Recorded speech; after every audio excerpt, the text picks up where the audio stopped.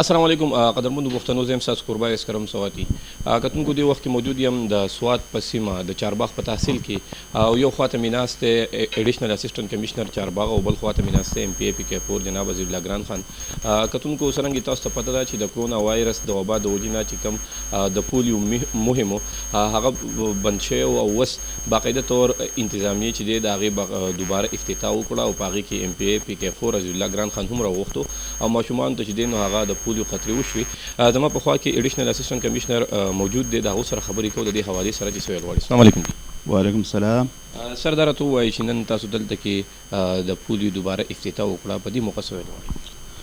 دا د دې کرونا وایرس د وجې نه ډېر لوی ګیپ راغلی و. د هغې نه وروستو شکر دی حالات لږ ښه شو او نن ام پی ایس صاحب چې کوم دی د هغې باقاعده افتتاح وکړه او څه ماشومانو ته دې هغه ډراپ چې کوم دی هغه ورکړو او زه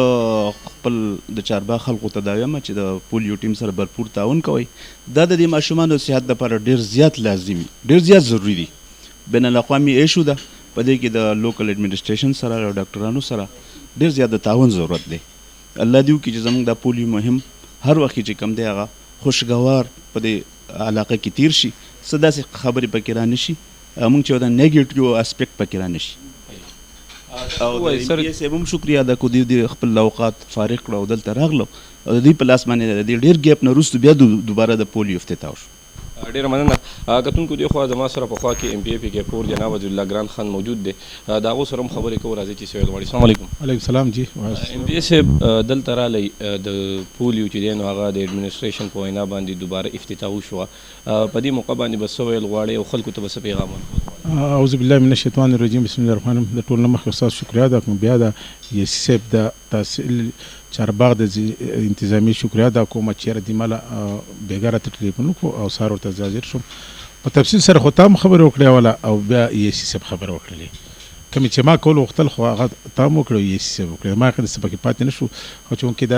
د دې وبا د لاسه کوم چې وایرس راغلو نو د هغې د لاسه چې کوم د ماشومانو ته کوم ټکي به یې کول پاتې شو الحمدلله حالات اوس ډېر زیات ښه شوي دي نو اوس هغه دوباره د پولیو دا ټکي به د ماشومانو ته کوي نو زما ستاسو په ذریعه باندې ټولو خلکو ته اپیل دی د علاقې چیرې د ماشومانو دا ټکي په ټایم کوي او په دې کې د تحصیل د انتظامي سره د ضلعې د انتظامي سره د پولیس سره پوره تعاون کوي او دا د ماشومانو د مستقبل لپاره دا کوي بلکې دا بین الاقوامي مسله ده او دا حل کول غواړي نو چې دې څونه کېږي د دې خلکو ته اپیل کوم چې تعاون وکړي. ام پی ایس صاحب یو طرف ته انتظامیه ده او بل طرف ته کې کې ګورنمنټ چې هغه د پولیو مهم دپاره چې ډېر نو هلې ځلې هم کوي او د هغو کارکردګي خلکو ته ښکاري خو د دې په شا باندې یو ټیم موجود دی چې هغه ځوانان دي په ډیلیویجز باندې چې دی نو د پولیو مهم کې شریکي او هغه په دې غرونو او په کورونو کور په کور ګرځي هغه خلکو ته به د هغو متعلق څه ویل غواړي؟ تاسو وګورئ دا کم خلک دغه اسې خدمت کوي د خدای دپاره د خلکو خدمت کوي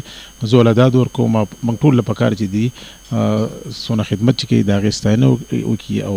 ټول ولاداد ورکړي. مهرباني. قدرمنو پښتنو تاسو د ایډیشنل اسسټنټ کمشنر چارباغ او د ام پی ایس صاحب خبرې واورېدې کتونکو یو طرف ته که چېرې د کرونا وایرس د وبا د وجې نه دوباره د پولیو مهم سټارټ کیږي او د هغې باقاعده طور افتتاح کیږي او انتظامیه او